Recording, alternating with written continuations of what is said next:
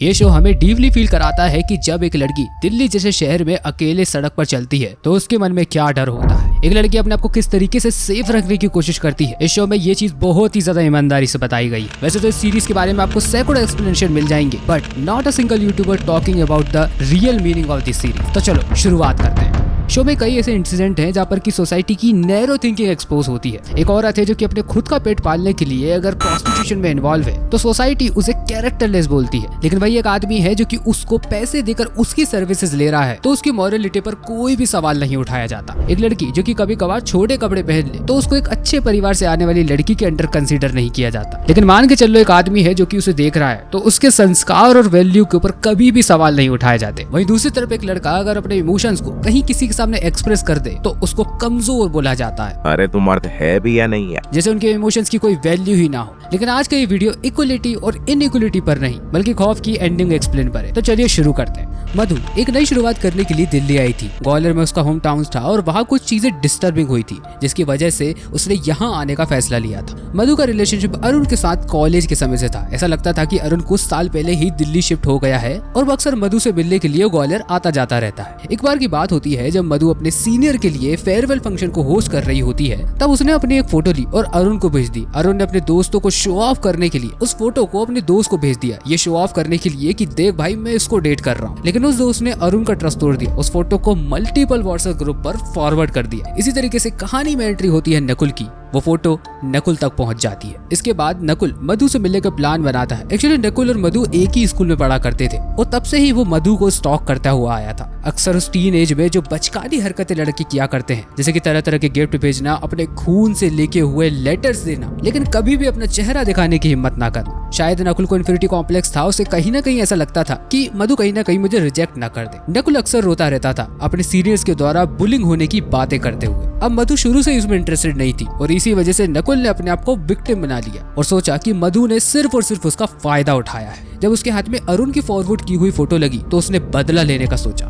नकुल अपने दोस्तों के साथ मधु के कॉलेज आया और उससे जबरदस्ती की। सीरीज के इस मोड़ पर हमको सोसाइटी की एक बहुत ही डार्क रियलिटी भी दिखाई देती है कि एक लड़की के साथ इतना बड़ा जुल्म हुआ, इसके बाद भी वो अपने आप को ही दोष देने लगी, क्योंकि कहीं ना कहीं उसे ये पता था कि सोसाइटी उसको उल्टा ब्लेम करने वाली है कि तुम्हें किसने कहा था वहाँ जाने के लिए, ऐसे कपड़े पहनने के लिए। मधु ने फिर दिल्ली शिफ्ट होने का प्लान बनाया, लेकिन मधु के दिमाग में वो चीजें बुरे सपने की तरह चल रही थी। वो चैन से नहीं रह पा रही थी। एक दिन मधु को नकुल दिखता है जो कि उसकी क्लोज फ्रेंड बेला का फियोंसे था। जब ये इंसिडेंट हुआ था तो कुछ लड़कों ने नकुल को नकुल भैया कहकर बुलाया था। प्रॉब्लम ये नहीं थी, प्रॉब्लम तो ये थी कि मधु अपने जजमेंट पर ट्रस्ट ही नहीं कर पा रही थी। उसे ये बिल्कुल भी समझ में नहीं आ रहा था कि अभी वो ये जो जिंदगी जी रही है वो रियलिटी है या फिर सिर्फ और सिर्फ एक इमेजिनेशन। मधु मेंटली बिल्कुल भी ठीक नहीं थी और एक वक्त आया कि नकुल के लिए वो अट्रैक्शन फील करने लगी, क्योंकि वो बंदा सपोर्टिव और अंडरस्टैंडिंग था। लेकिन सपोर्टिव और अंडरस्टैंडिंग होने से अपने गुनाहों की माफी तो नहीं मिल जाती। अब मधु के होश तो तब उड़ते हैं जब नकुल का एक दोस्त उसको नकुल भैया कहकर बुलाता है। नकुल भैया।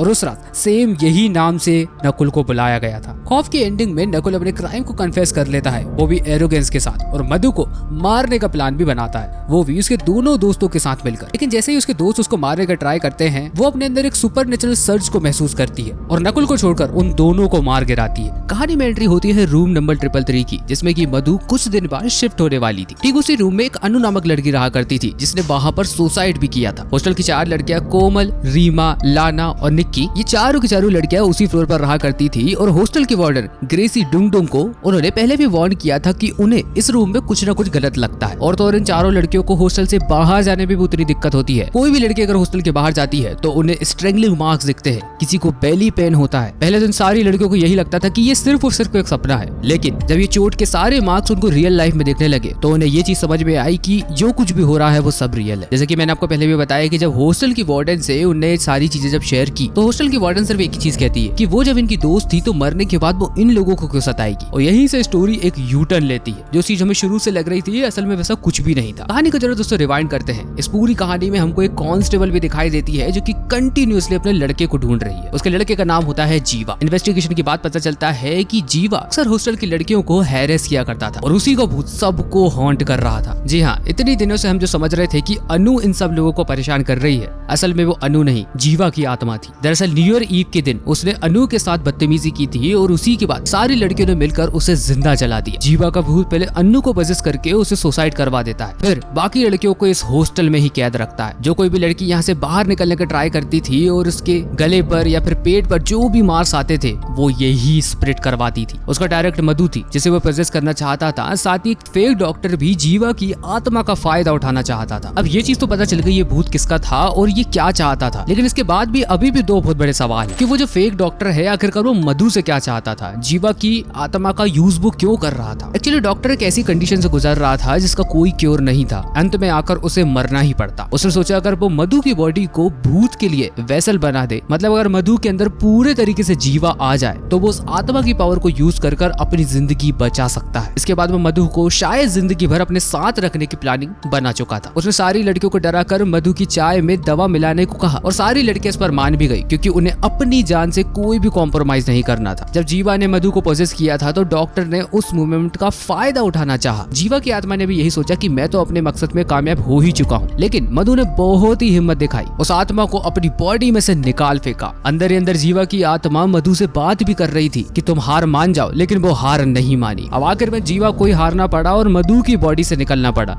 लेकिन अगर वो मधु की बॉडी से निकल जाता तो फिर किसकी बॉडी में जाता? वो जाता है डॉक्टर की बॉडी में। पावर मिलते ही सबसे पहले डॉक्टर ने लड़कियों को मारने की कोशिश की, लेकिन मधु टाइम पर आई और उसका सर काट दिया। और इसके बाद भी अभी बहुत बड़ा सवाल है कि क्या जीवा की आत्मा अभी भी हॉस्टल में ही है? जब जीवा का भूत डॉक्टर के अंदर घुसा तो डॉक्टर ने ग्रेसी डुंगडुंग को मार दिया। यहाँ तक कि जीवा की आत्मा ने उसकी माँ इलू मिश्रा पर भी अटैक करना चाहा। इलू के लिए एक्सेप्ट करना बहुत ही ज्यादा मुश्किल था कि उसका बेटा जीवा एक बहुत ही बड़ा दानव था जो कि लड़कियों की बिल्कुल रिस्पेक्ट नहीं किया करता था, अक्सर लड़कियों को हैरेस किया करता था। दरअसल डॉक्टर ने कई लड़कियों की ब्लैक मैजिक से जिंदगियां बर्बाद की थी। साइकोलॉजिस्ट सोहिनी को भी तब सच पता चलता है जब उसके सामने निक्की मर जाती है। जीवा का भूत सिंबॉलिक था और हर उस माइंडसेट का था जो कि लड़कियों को कमजोर समझते हैं, लेकिन जीवा का पाला मधु से पड़ता है जो कि एक बहुत ही स्ट्रॉन्ग लड़की थी जो अपनी स्ट्रेंथ और ट्रॉमा के साथ लड़कर सब कुछ फेस करती है। कहानी के एंड में वो नकुल को भी मारती है। दरअसल नकुल को भी मधु का भूत अपने रूम में दिखता है, लेकिन एक्चुअल में तो वो हॉस्टल में ही रहती है। एंडिंग में जब मधु कैमरे की तरफ देखती है तो ऐसा लगता है कि जैसे कुछ अंधेरा उसके अंदर धीरे धीरे कर जिंदा हो रहा है। तो हाँ भाई, मुझे पर्सनली अब ऐसा लगता है कि जीवा का भूत अब हॉस्टल से जा चुका है, मतलब परमानेंटली खत्म हो चुका है, क्योंकि उसकी जो पावर्स है वो सिर्फ और सिर्फ लड़कियों के डर पर टिकी हुई थी और उन्होंने वो डर ही खत्म कर दिया। और तो और दोस्तों, एंड में हम मधु की आवाज में थोड़ा भारीपन भी देखते हैं। बहुत से लोग ऐसा कह रहे हैं कि ये आवाज इलू मिश्रा की है, यानी कि जीवा की माँ की, लेकिन दोस्तों मुझे ऐसा लगता है कि ये आवाज किसी और की नहीं, खुद की मधु की ही है। जैसे कि दोस्तों मैंने आपको पहले भी बताया कि मधु एक बहुत ही स्ट्रॉन्ग लड़की थी, इतनी भी ज्यादा स्ट्रॉन्ग कि उसने जीवा की आत्मा को अपने ऊपर हावी ही नहीं होने दिया, उल्टा उसको अपना स्लेव बना लिया। और मधु की पावर्स का कमाल हम तब देखते हैं जब वो नकुल को मारती है। तो खैर दोस्तों, मेरी तरफ से ये पूरी की पूरी एंडिंग एक्सप्लेन वीडियो। वैसे तो इस सीरीज के बारे में और भी बात की जा सकती है, लेकिन मुझे ये जानना है कि आप इस टॉपिक में इंटरेस्टेड है या नहीं है। तो हाँ प्लीज नीचे के कमेंट बॉक्स में बताइए। मूवी रिकमेंडेशन में कहीं भी इंटरेस्टेड हो तो प्लीज इस चैनल को जाकर सब्सक्राइब कर लेना। बाकी मुलाकात होगी दोस्तों आपसे अगले ही एक ऐसे ताज़ा वीडियो में, तब तक के लिए बाय।